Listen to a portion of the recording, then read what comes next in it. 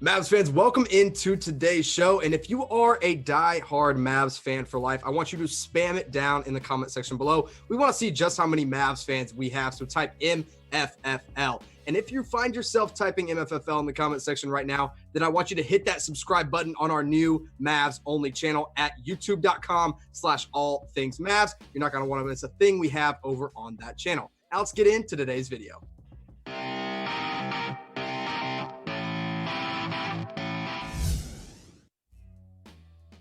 Now, if you saw my show yesterday, you know that the NBA is probably coming back. Now, NBA and Disney World have been in talks about potentially getting the season started once again in a bubble location in Orlando, Florida.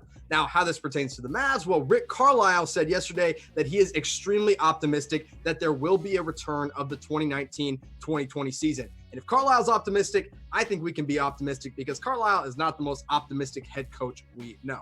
Now, one thing the league is deciding to do right now is trying to change up the playoff format. Now, they're saying, hey, maybe we finish out the regular season and then go into the playoffs. Maybe we jump straight into the playoffs, or maybe we reseed the playoffs 1 through 16 and we say, forget about the conferences. Let's have those 16 best teams. But here's the thing.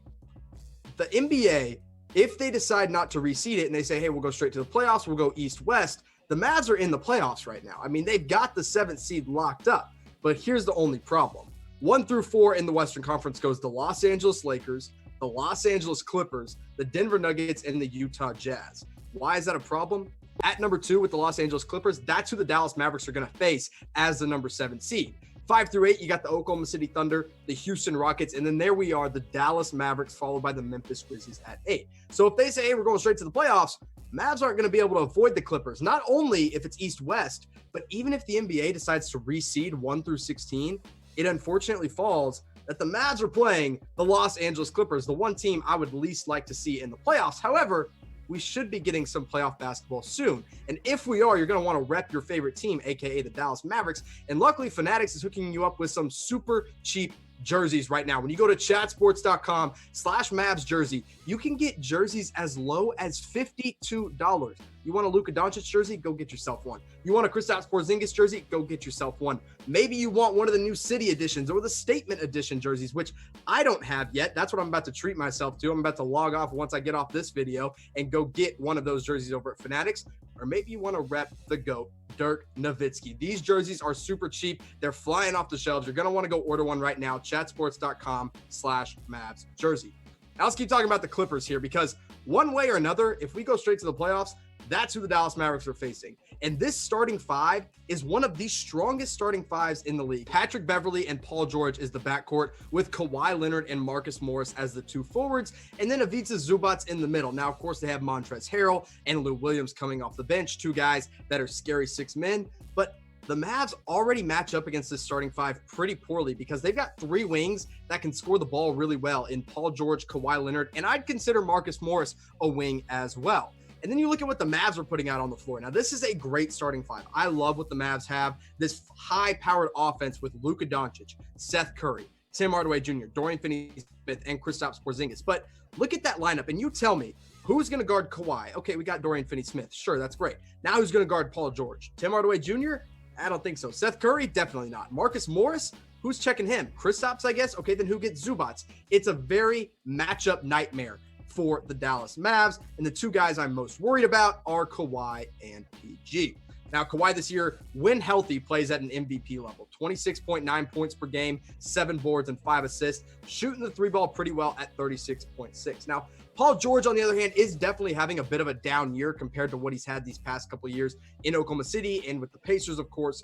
21 points per game, 5.7 rebounds, 4 assists, and 39.9% from 3. And of course, Paul George is a great defender along with Kawhi Leonard. They're both great defensive players, and that's a scary matchup for the Mavs, either of those 2 guys. I don't want to see the Clippers the first round, but if we go straight to the NBA playoffs, unfortunately, that's who we're going to get. So now the question is, who you got in a 7-game series? I want you to, if you got the Mavs, let me know. If you got the Clippers, let me know. I'm going to be brutally honest here. I'll obviously be pulling for the Dallas Mavericks, but I think the Clippers are going to pull this one out. Now, what I want you to do is when you choose the team you think is going to win, tell me how many games it's going to take for that team to win down in the comment section below. I'll take a look, let you know what I think. Now, one guy that would help the Mavs a lot is Bradley Beal. Now, the original report is that the Brooklyn Nets were interested in trading for Bradley Beal. The Brooklyn Nets, not the Dallas Mavericks. But then Bradley Beal's agent came out and he said, hey, he's not going anywhere. But I said, agents only have so much say-so. If the teams want to make a deal, they can make a deal. And then Dalton Trigg of DallasBasketball.com, one of the guys that I love to read, really put out a really good article of what the Mavs might look like if they can get Bradley Beal. And if they do, they got a new big three. Now, here's the thing. I don't think the Mavs have the firepower to get Bradley Beal, but if they do, they're getting an all-star caliber player. He averages 28 points per game and 7 assists to go along with 4 rebounds, and he shoots the ball 34% from 3. It's not great. It doesn't speak to how good of a three-point shooter he is, but he has to shoot so much on that Washington Wizards team that the three-point percentage takes a little dip. Now, let's say they can pull off a trade. What might it look like? I put this on my Twitter at all_things_Mavs. If you're not following me, you definitely missed it, so go check it out. But I put this tweet out there. It made a lot of people mad on both sides because the Mavs here get Bradley Beal. The Wizards, on the other hand, get Seth Curry, Maxi Kleber, Boban Marjanovic, Justin Jackson, our first-round pick this year, and the Warriors' second-round pick this year. Now, of course, this trade can't happen until the NBA draft or after it because of the Stepien rule in which you can't trade 2 first-round picks, yada, yada, yada. Now, I get it, Mavs fans. I love Maxi Kleber, and I love Seth Curry a lot. They're fan favorites, absolutely. I don't even want them to go anywhere. I don't want to trade them. But Bradley Beal takes this team to another level. And I do think the Wizards are going to get 100 times better offers than the Mavs can offer. So I don't think they even answer the phone if the Mavs come calling with this. However, if they can land Bradley Beal, this starting 5, probably one of the best starting 5s in the NBA. Luka Doncic and Bradley Beal in the backcourt, that's top 5. That's top 3, in my opinion, in backcourts, with Tim Hardaway Jr. and Dorian Finney-Smith on the wings and Porzingis in the middle. Now, defense, still a bit of a question mark. You got Dorian, you got KP to guard the middle, but Beal and Luka in the backcourt, not a great defensive duo. However, a great trio is Luka, KP, and Beal. You get 3 guys that at any time can put up 20-plus points per game. Luka and Beal both averaging 28 points per game. Luka obviously putting up 9 boards and 8.7 assists. Beal, a pretty good assist man too. And Porzingis, of course, pulling down 9.5 rebounds. Now, this big 3 is got dynasty written all over it. But the problem is, I don't think the Mavs can pull it off. I think if the Mavs offer what I had in that trade scenario to Washington, they hang up the phone. And I like Boban. I like Maxi. I like Seth Curry. I love those draft picks. But teams are going to be able to outkick the Mavericks coverage here and really offer a lot more. Heck, if the Warriors say, hey, we'll give you Wiggins and the number 1 overall pick, that's already better than what the Mavs have to offer. And again, I like Maxi. I like Seth, but they're not Bradley Beal level. So what would you trade for Bradley Beal to make him a Dallas Maverick? Let me know in the comment section below. Type up your best trade scenario. Remember, you got to make the money work, so you can't throw in a bunch of big contracts or a bunch of little contracts. You got to make the money work. So let me know down in the comment section. I'll take a look, and maybe I'll tweet out some of the best trade ideas that I can find. And if you want to see where those tweets are found, go to @all_things_Mavs on Instagram and on Twitter. I'm picking up my Instagram coverage. You're going to want to go follow me there.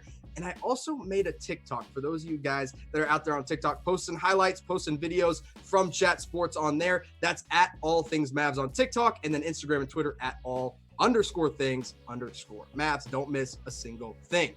Now, we talked about it earlier in the show. The NBA is probably coming back, and one of the biggest changes they're considering are some roster changes. And if that happens, what they're saying is, hey, maybe we'll add 1 to 3 additional roster spots for the playoffs. That way, guys can rest. They can take some time off because, let's face it, all their conditioning is going to be a little out of whack.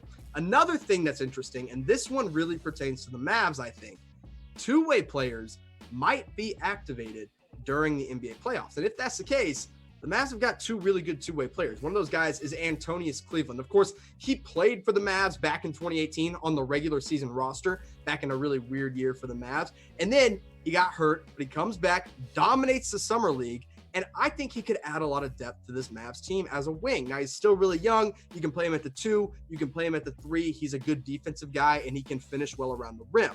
In the G League, he's definitely past his G League ability. I think he's better than the G League now, averaging 14 points per game and 7 rebounds, with the Texas Legends. 3-point percentage, not great, but again, this is a high-level athlete. This is a good defensive player that you could say, hey, go out there, give us 8 to 10 minutes. Let guys like Tim Hardaway Jr. and Dorian Finney-Smith get a break. We can have you come in and do basically what they can do on a much smaller scale.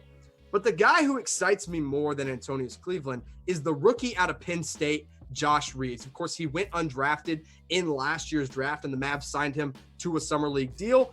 And then he killed it in the summer league. Had some of the best dunks, had some great blocks, had some great steals. At Penn State, he was known for his defensive ability. Josh Reaves absolutely dominated the defensive end. He averaged more steals and more blocks than any other guard in the NCAA last year, and it's translated to his G League level of play as well. With the Legends, he's averaging 13.6 points per game and 5 boards and 2 steals per game. He's also averaging about 1 block and shooting 33% from 3. I think Reaves could really help the Mavs a lot this year and in years to come. Now, on a 2-way contract, he's only going to do so much. You're not going to ask him to go out there and play 25, 30 minutes a night. No, he's going to be a guy you put in, give us some high-level energy. And if you guys are on Twitter, you all know there's a little thing called the Reaves Hive, and that is where all the Josh Reaves fans live. And maybe you're one of those Josh Reaves fans. I love the kid. I want to see him get some NBA minutes. I like him a little bit more than Antonius Cleveland. I think he would help Dallas more than Cleveland would. But which one do you think would help more in the playoffs? Type J for Josh Reaves, type A for Antonius Cleveland. Cleveland, the more experienced guy. Reaves, the more exciting prospect. Mavs fans, thank you so much for watching, and I'll see you next time.